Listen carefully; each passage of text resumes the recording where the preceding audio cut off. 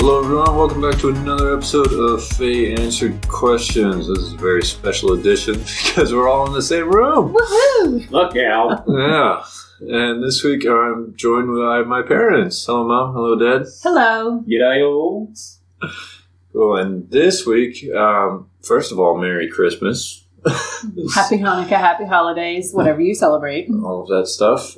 Second of all, the question that we have this week is about credit and debt. Good debt, bad debt. Is there a good kind of debt? So let's get into it. First things first, how do I check my credit score? I think probably the first thing needs to be, what is credit score? Okay, well, let's start basic. What is a credit score then? So, credit score is a score out of 800 that banks and financial institutions use to determine whether or not they're going to lend you money. So, credit score is made up of a couple of things. So, firstly, 35% of your credit score is made up on your payment history.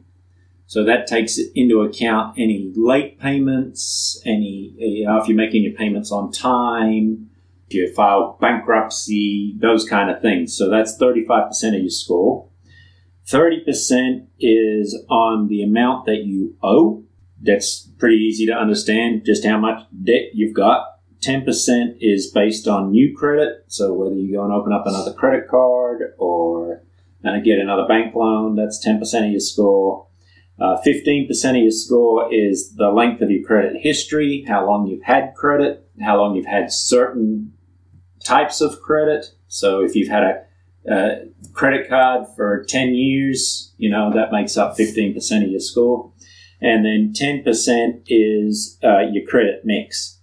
So that is the different types of credit: home loan, auto loan, credit cards, that kind of stuff. That makes up the other 10%. Also, in that 30% score of amounts owed, it takes into account how much you have available.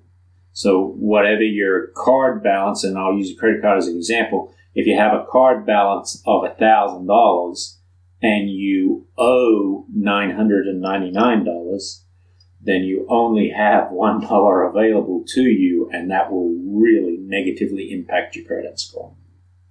So that's how your credit score is determined, and it's used by financial institutions to decide whether or not they're going to extend credit.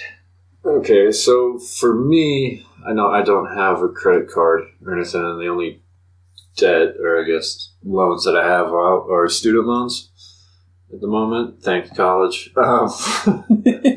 So what would that look like, I guess, for my credit score? Because that's something I've never checked. So I know got like at least 80% of your breakdown with how much I owe, that sort of stuff. But that 10% where it says like new lines of credit. Student loans don't play in too much. They do, but not heavily. You're kind of in a unique position because you've not had to use credit. You've been able to pay cash for your car. You do not have to have, at this point, your housing's all taken care of, so you're not having to put any utilities in your name. Having utilities in your name does help your credit score a bit. It's a utility credit score. It does go on it. So what I'm hearing is I have no credit whatsoever. No credit is not necessarily a bad thing. I think the thing, particularly in this country, because it's so heavily driven by consumerism and the need to spend more than you earn, people put a heavy emphasis on having a credit score and having a solid credit score. But, do you really need credit, and do you need a credit score? If you pay cash for everything and you live within your means and you save like they used to do, you don't need credit, and you don't need a credit score. I mean, maybe I could see it when you go and buy a house, but back in the day, they used to save up and pay cash. That was the deal. This country has been driven to how much is the monthly payment for the credit? not how much is it going to cost you overall. And that is a detriment to a lot of young people starting out. They go, I'm making X with this credit card. Oh, I have a credit card to Ulta, Sephora, department stores, whatever. Oh, I can afford X amount of a month for something else. And that is a detriment, because what happens when you no longer have that job, or you can keep your job, but you have to take a pay cut? You can't afford any of that. So that's living beyond your means, and that's where credit can become a problem.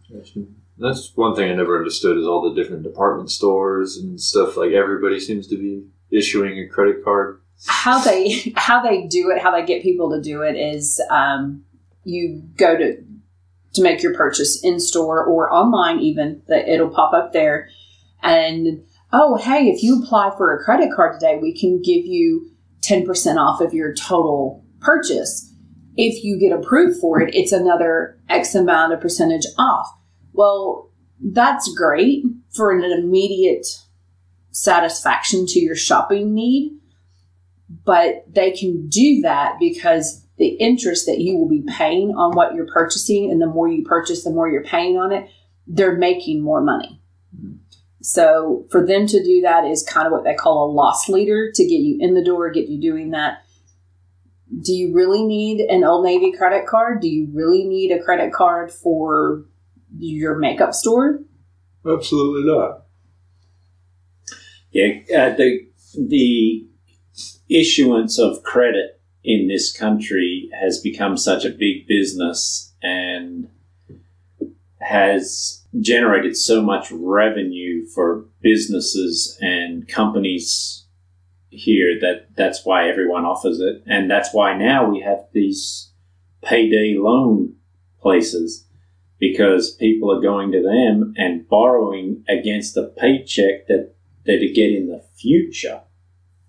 And if you really look at those things, they're charging you like 100+% interest to borrow. It's ridiculous. You can never get out of debt with those places. Don't go to payday loan places. That's stupid. So I think one of your questions you had, Josh, was what's a good credit and what's bad credit to do? Yeah, and different types of debt. So like a bad debt would be, for us personally, I think, is any store credit card. You really don't need that. We were able to renovate a house without using a big box store credit card. We just paid cash for it and did it that way. And it was about what? It was big money. So we didn't have to pay interest on what we were doing, plus, everything else. We kept it to where we paid cash and did what we needed to do. I really think credit cards, not a big fan of them. We do have one. This is a trap that a lot of people get into. They go, well, I'll just get a small one for emergencies. Mm-hmm. Like if I have to travel somewhere or gas or, it's just for emergency. Well, it's quite funny how a lot of things become emergencies and fall under that category when it's really truly not. Yeah, a packet of hot Cheetos is necessary, I think. No, it's not. So that one, it depends on how disciplined you are and if you really need it or not. I mean, do I think you need a credit card, Josh? No, I really don't think you do. Necessary credit may be a car. So you have a car and it's paid for or almost paid for, whatever. There's a wreck. There's a catastrophic engine failure. You need a car to get where you're going.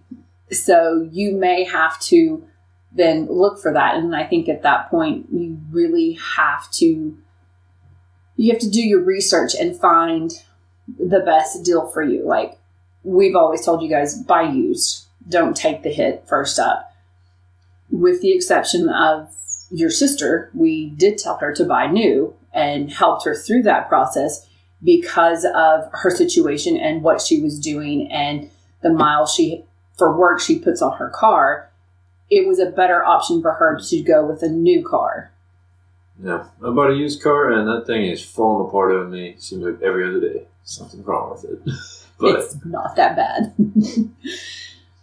It's not. I want to go back just quickly and touch on something Mum said earlier, which was the gearing of this country towards the monthly payment.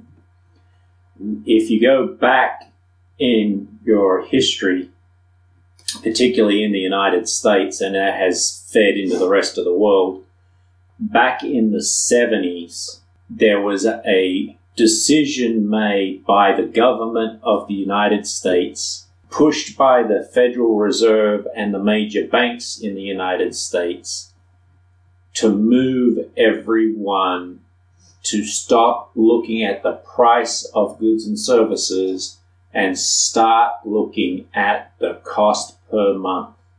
And it was because the banks wanted to charge people interest, and that was when these banks started making billions of dollars. They backdoored everyone into more debt so that they could make bigger profits, and they used the American people to do that, and the government backed the entire thing.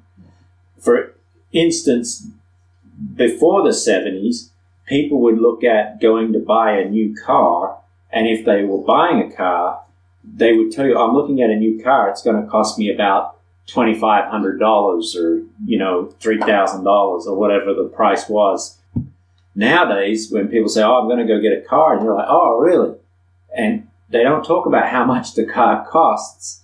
They talk about how much the monthly payment's going to be. Yeah, man, that's a really nice car. Yeah, it's only $400 a month. Yeah, but now that's over 6 years. Plus your interest. So you're paying what might have been a $30,000 car is now going to cost you $40,000 because you've had to pay interest on the loan that you got to buy it. Don't finance a vehicle. When it comes to what's good debt and what's bad debt, it's really very easy. Bad debt is anything that depreciates in value. Good debt is anything that appreciates in value. And I'll even go on a limb here and say a house that you buy to live in is bad debt because it doesn't necessarily appreciate in value and it costs you a lot of money. A lot of money. Not only in interest, but in taxes, in upkeep, insurance. There's a lot that goes into that. The only time that buying a house is not a depreciating asset is when you buy it to rent it. Then I would tell you that's good debt. There's a lot of hidden stuff that goes into owning houses and cars. Like I didn't know how much money it was going to cost just in getting, putting like gas in my car every week. Insurance on it. That was a nice kick in the kicking the balls. Kicking the balls right there. And then You need to register the vehicle, so there's tax with that. There's your rego fees are every year you have to do it. It's a continuing cost. You have to look at your situation and go, okay, and make those hard decisions early for what you want in the future. If you're looking at things going, I'm happy to work and live paycheck to paycheck and have so much per month and payments going out for all the good stuff to keep up with the Joneses next door, and you're happy to work for 40, 45, 50 years after college, then by all means, go live your life and have fun, but don't complain because you chose that.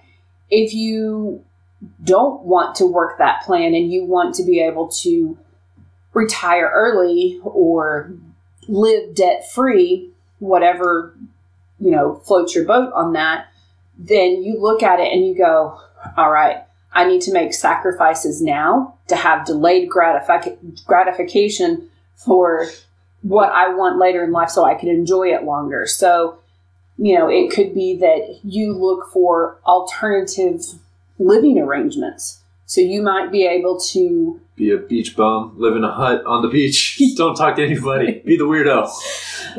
Or you could find those people in where you're living that have built a huge home, but they have a in-law suite or a granny flat over their garage. So go to them and say, hey, I'll pay you X amount a month for this, but I want it to include power, water, that, because it's all hooked to your home. I'll get my own internet. And then you're saving money there and you're living in a nicer neighborhood. That might be a way to do that. Or it could be that, you're a young professional, but you and a bunch of your friends get together and rent a house or an apartment, so it's not costing you as much. There's different alternatives to it. I mean, there's people boo-hoo it or whatever, but there's the tiny home movement. One way that people do that is they buy an RV, fix up the inside so it doesn't look like your grandparents live in there with the puffy furniture and the brown colors. And you own that outright, but you're only paying for a parking spot. And you can take your home with you when your career moves and moves forward. So, there's a lot of different options. You need to research it all. You need to understand when you're buying a house that the interest that goes along with that debt, depending on how much you do, you could end up paying 3 times the amount your home was worth at the time you bought it by the time it's paid off because of interest and whatnot. So if you can save up and put down a huge down payment and your house payment is less and then pay that off quicker, then you're knocking down the interest that goes with it. And your credit score is going to go up because you're paying that huge amount off.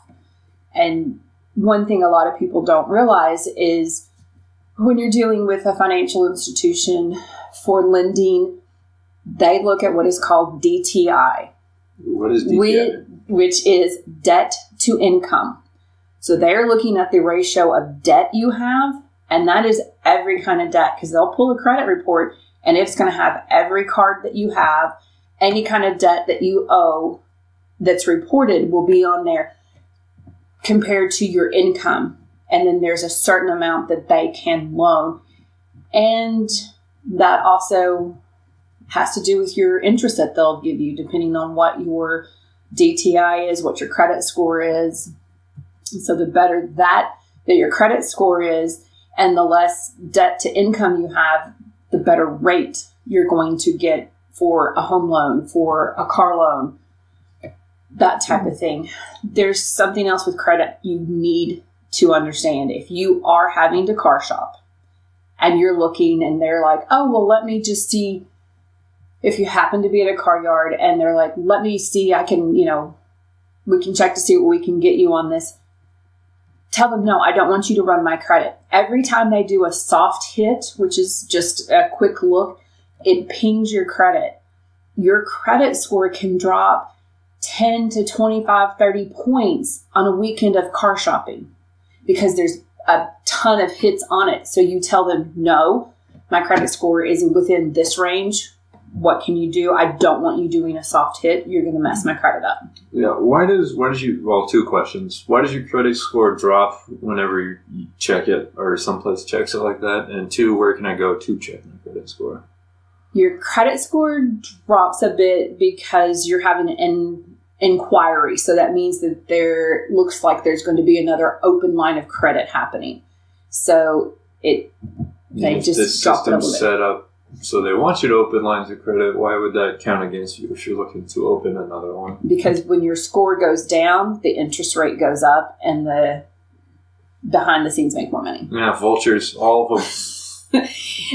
What was your second question? Sorry. Where can I go to check my credit score? All right, there's a lot of different places out there that you can check it. I mean, you've heard of Credit Karma to check that, which is okay to give you an idea of what it is. I've had a lot of people that I know have used it and it's not reporting correctly. There's open lines of credit on there that they don't even have. That's not theirs. Or it's reporting the amounts incorrectly, the payoffs incorrectly. You can go to what they call a tri-merge. It's the three main credit companies that the banks and lenders use. You mean Experian that had the big data leak recently? Experian. That was like half of all Americans' data was. The three big credit reporting bureaus, you are able once a year to get a free credit report from them. And you can go to freecreditreport.gov, I think. I think that's what it is, and you can sign up for it. I was about to start singing the commercial from like 10 years ago. The FREE, that spells free. Free. I think freecreditreport.gov, or you can just go to one of the three major credit bureaus' websites, and you can get a free FICO score, and it will show you what you have open and what is on your credit report, and you can go through it, which you need to do every year to make sure that no one has stolen your credit. Well, I guess I know what I'm doing this afternoon. The other thing is, if you do have something that is on that they're reporting on your credit report that is not you, you can fight it yourself. You can write. You got to take some time. It's not. It's not a walk in the park, but you can contact via email the credit reporting bureaus, and if you can prove to them that's not yours, they will remove it from your credit report. There is no need to pay someone hundreds of dollars to fix your credit score. You can do it yourself. When I used to work in lending and in the banking industry, and we would have clients come in looking to buy a house or whatever, and they would look at their credit report. They may never have seen it, and they're like, that's not mine, that's not mine. It has about a 10-year history on there. Or, something was reported wrong. They will then say, well, this is what you need to do to contact. They have to give you a copy of the credit report. There's numbers on there for you to call all three of the credit bureaus. If you correct it with one, they typically end up correcting it with all three. You do have to adult, and it is work, but it's better to do it yourself than pay somebody to do it. If it's pretty simple stuff and it's not that hard to fix. And you do need to check it to make sure that it is reporting correctly, because it does affect your score, which then affects your interest rates when you go to make a huge purchase. To give you guys a real world example, I guess, let's say you're buying a $300,000 home. All right. The bank's going to require a 20% down payment. So you're going to have to come up with $60,000 to put down on the house, which means that your mortgage that you're going to take out with the bank is going to be $240,000. And nowadays in this country, that's a low mortgage. That is a really low mortgage. So that doesn't sound as bad as. Well, that's just base. That's the mortgage you're taking out. But then there's more that goes on top of it. And so then you've got, and I'm not even going to get into mortgage insurance and any of that sort of stuff, but so you're taking out a $240,000 mortgage, and because the Federal Reserve's lowered interest rates, if you've got a good credit score, you can get a 2% interest rate right now. So you're going to get charged 2% on $240,000 over 30 years. Okay, so you're going to make 360 monthly payments. All right, and that monthly payment is going to be $1,170.42 per month for that $240,000 mortgage, which over the life of a 30-year mortgage comes to $421,351.22. That's like almost double. You almost double what you borrowed in payments back to the bank. Oof. Almost double it. Yikes. So it's only $1,100 payment a month. And that's what people thought. I've got this great house and it's only costing me $1,100 a month. No, it's costing you almost 400 and something $1,000. Yeah, it's crazy how much you need to start looking at. That's why I'm saying a house is not necessarily good debt. It's just not. And there's no guarantee that your real estate is going to appreciate. Look at the 08-09 crash. People that bought a house for $500,000 a week before the crash, when the crash happened, was sitting in a $150,000 home. They were way upside down. They were what we call upside down or underwater in there. And most of those people just walked away and stopped paying the bank and just walked away from the home and had to file bankruptcy, or, they went through a foreclosure procedure with the bank and just destroyed what credit history they had. So there's a lot of stuff that goes into good debt and bad debt. If you can borrow money right now at, say, 2% and have an investment that is going to pay you 4 or 5%, which would be really good, by the way. If you can make 5% right now on any sort of investment, that would be great.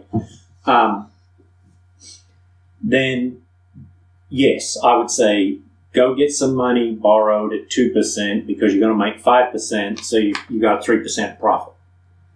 But you've really got to be careful. Mum and I learned too late, I guess. We wouldn't have, if we had it to do it again, we would not have got in situations that we got into during our life. We are very much against going into debt. In fact, we're on an accelerated accelerated get out of debt plan real quick. Warren Buffett and Mark Cuban don't have credit cards and don't believe in credit cards. They think they're the worst thing that was ever invented.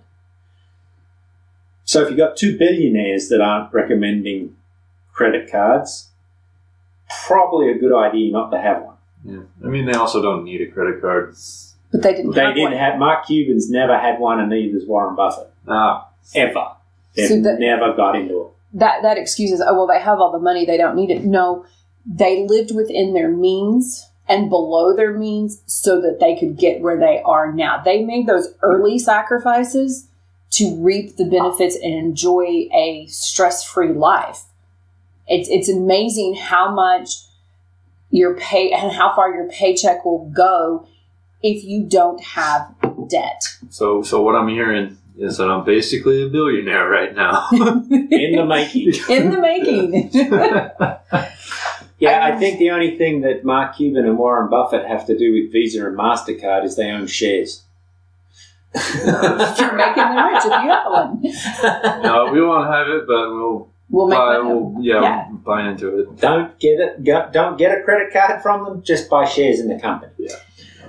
I think it's very important to, especially in this day and age, with all the technology and the information right at your fingertips, take the time to do your research on what you're looking at doing. I mean, it took Dad 2 seconds to look online and go, okay, here's how much you're paying if you do a loan for a house for this. Take that time, look at it, and you're really going to have to look at what your life goals are, your long-term goals, what you're wanting to do as to what you do with your money. It's your responsibility. It's part of being an adult. Yeah, adulting sucks, but you know what? You're of that age and it's not going away. You're just going to have to embrace it and go on with it. And, there are days that we don't want to adult, but you have to. And you need to look at the whole big picture of what you're looking at. So if you're looking at buying a car, do you really need that new BMW or Mercedes or whatever that's going to cost you $500 a month? But it goes fast and it looks nice. It may go fast and look nice, but I know somebody that has a BMW that it's $500 per tire. Per tire? Per tire. Spending $2,000 to retire your car? Yes. and you're looking at oil changes and services. How much is that? I mean, we have a mechanic friend that the big joke is, do you know what BMW stands for? And we're like, British Motor Works or Berlin Motor Works. He goes, no. He said, bring money with. It's expensive. So look at all of those things. So if you have a Toyota, Corolla, Camry, whatever, and it's still going, but it's 15 years old, who cares? Is it paid for? You're better off than the guy next to you that's in a luxury car that's probably making payments on it, plus his insurance on it. So, look at that stuff, because when you buy a new car and you're having to finance it, your lender requires that you have full coverage insurance on it. And so if you are young, that's a lot of money. It is. If you're a young person under the age of 30, male or female, and you're having to put full coverage on your car, you're paying more in full coverage for your car, even if it's the same one that I have, than I'm paying, because I'm older and supposedly wiser and don't drive as crazy. Don't get in front of me when I'm driving. I put minimum insurance on my car, the state requirement, and I almost had a heart attack with how much that cost. Yeah. It's one of those things where you need to do the research to figure out exactly what the final cost is. So if you're really thinking of getting a credit card, I would take some time to think about that. Put it on ice for a month and really think about it and go, do I need it? Can I live within my means? Is there any reason I truly need to have a $5,000 credit card? Am I going to abuse that, or can I be disciplined with myself? And I'll be honest with you, the majority of kids under 30 are not responsible. Some are, but the majority, again, are not. And they'll go, it's okay. I can go out with my friends and pay cash because I can put everything else on the credit card this month. That's fine. That sounds like Ben. Well, the problem with doing that is then you are paying interest on necessity. So if you use it for grocery shopping and don't pay it off, you're paying that exorbitant interest rate on your groceries. Yeah, I think that's the thing with credit. In this day and age, you're going to need to have some kind of credit score. It's just the way the world has gone and the way it operates. But I would be very, very selective on how you did it. If you want a credit card, fine, but you must pay that dude off every month without fail. Otherwise, you're going to pay interest. I understand credit cards, they come up with all the gimmicks and all the tricks to get you to do it. There's frequent flyer points, or there's, cash back, or whatever it is. That's fine, but you have to get disciplined to pay it off every month. Don't pay interest on it. And that's the big problem. What we've done in this country is we've strapped people into paying interest. And at the moment, because of the financial crunches that we're in, interest rates are low, but they won't always be low. I can remember a time in my life when interest rates on a mortgage were 19%. Jeez. I can remember a time where if you got a credit card that had less than 30% interest, you did really well. 30? Yeah. That sounds illegal. Well, there's laws in place to help with that now. And I think they're even trying to debate a law now in Congress for capping interest on a credit card at 10%. But still, 10%. What? Just $10 on every 100. Yeah. That's a lot of money. That is. And people go, it's just $10. Oh, okay. Well, if you don't want $10, go to the comments section, okay, and let me know that you're safe and happy to give $10 a month away, and I'll send you my address. Okay? Because you'll make me a very rich man. You got to be smart with it, but, you've got to be very careful about it. All this interest and everything else. Like, Mum and I went there. We got a wild hare one weekend and we decided, hey, let's go look at RVs and that kind of stuff. And we kind of went to an RV dealership and looked through some RVs and saw what they were selling for. And then we were like, man, if we got a fifth wheel RV, we'd have to get a new truck because we don't have a truck to pull it. So we'd have to buy a truck. So then we decided, oh, well, we'll stop in at a vehicle dealership and we'll look at trucks and what we... I about fell out at how much a pickup truck is nowadays. I had no idea that you could spend $85,000 on a pickup truck. I'm sorry. I'm spending $85,000 on a vehicle. I'm getting a Porsche again. Sorry. I'm not spending it on a Ford truck. Sorry if you like Fords. I'm just not. I grew up driving trucks, and I'm like done with that, and that is ridiculous money. If I'm spending $85,000, it's going to the stock market or somewhere it's going to make me money. It's going to be. I am not buying a depreciation item. If I'm paying that much, I'm going to live in that thing. I mean, seriously, for $85,000, we could buy a boat and still have money to invest. Yeah. And this is a boat that we could blue water sail around the world for less than the cost of a truck. This is what we're talking about. Look at the bigger picture. Take a minute. If you're just deciding, oh, I want something new, go and look. There's nothing wrong with looking. Figure out how much it is. Take the time to then take a month to look at it and do some research and figure out how much that's going to cost you.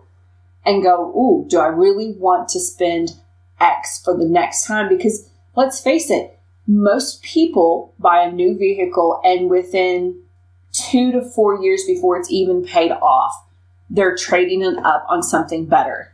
The next, latest, greatest, whatever. You can only do it, trade up. What did we decide the other day, Dad? Like twice? 3 times. 3 times. And then you're stuck with that third car because you are upside down, which means you owe more than it's worth. Because every time you trade it in, the dealership goes, oh, well, we'll give you this. What they don't tell you is they're rolling that back into that new loan for that car. You're still paying.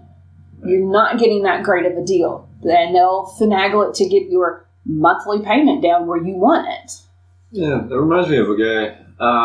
Back when I was up in the Chicago area, he'd gotten injured, kind of like me. But he was looking at vehicles to buy because he was going to go back home and get a new job, that sort of thing. But he was looking online at those new Ford Broncos. They're out there. They were like $45,000. And he ended up buying one. But I was like, okay, so you got injured and you don't really have a job right now. I was like, how much do you have enough saved up for this? And he's like, oh, it'd be fine. Like, oh, I can take care of it. So I wonder how he's doing with his $45,000 or more Bronco that he bought. Yeah, it's craziness. It's like, I don't know if you remember the conversation we had with Ben or if you're even privy to it, about your brother was talking about going out and buying a vehicle. And he was talking about going and buying a relatively new vehicle. He was at least smart enough to know, don't buy a brand new vehicle. Mm-hmm. But he was talking about buying a vehicle. And after I talked to him for a little bit, I said, why? And he was like, well, I just want something, which was fine. And during the course of that conversation that we were having, I said to him, let me ask you a question. If you go out and buy a 2018 Mercedes-Benz, what do you have? And he goes, a 2018 Mercedes-Benz. I said, and that's what you're driving, right? And he went, yep. I said, but if you go and pay cash for a 2008 Mercedes-Benz, what do you have? He goes, a 2008 Mercedes-Benz. I said, you're driving a Mercedes-Benz. You're still driving a Benz. One you owe nothing on and one you owe a fortune on. but you're still driving a Benz. It's the same thing. You know, and I know you've got a few issues with your car. Yeah. But you can go and get rid of it and go buy something brand new or newer, let me put it that way. Guess what? You can still have issues with it. Yeah. So at least you know what is wrong with your vehicle. So if you go and fix it, yes, it's going to cost you a little bit of money to get it fixed. I understand that. But as you know, because I've sent you links and stuff, you can do it yourself. Yeah. So, which I recommend, fix everything you can yourself. Mechanics will rip you off, and it'll cost an arm and a leg to get everything done. I'm not so much that they're going to rip you off, but it does cost. You're going to pay about $100 an hour for a mechanic to work on your vehicle. Yep. So you may as well work on it yourself. Those things that you can do. There are some things you can't do. All right? But do what you can yourself. It's cheaper. But once you fix everything that's broken on the car, and the car is running great, then it wasn't such a bad investment. Right. I mean, it's just going to cost you a little bit. So credit, be very, very, very, very careful about going into debt. I would not recommend it. I really wouldn't. I am a pay cash.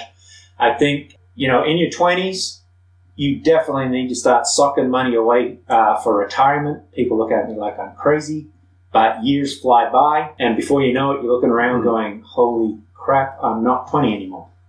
And you've got to have money in retirement. Go online. I bombard you and your brother and sister with all sorts of financial crap on the family chat that we have. It's all the time. It's almost every day, folks. But it's good financial information that will set you up for the future so that you're not beholden to someone.